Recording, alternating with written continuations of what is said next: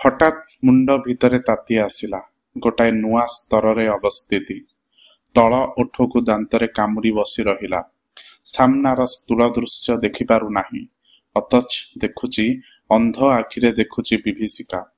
ଆପଣା ମନର ଭୂତ ସେମାନେ ଏଠି ଚାରିପାଖେ ଚରି ବୁଲୁଛନ୍ତି।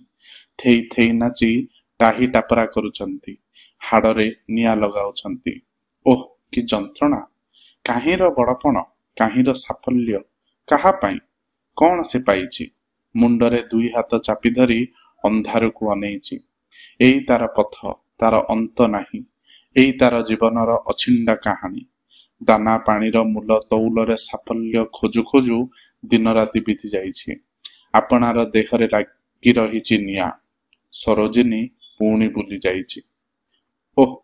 ବଳିଦତ୍ତ ତରତର ହୋଇ ଉଠି ପଡ଼ିଲା। ସିଧା ଚାଲିଲା ଅଫିସ ବଖୁରିକୁ।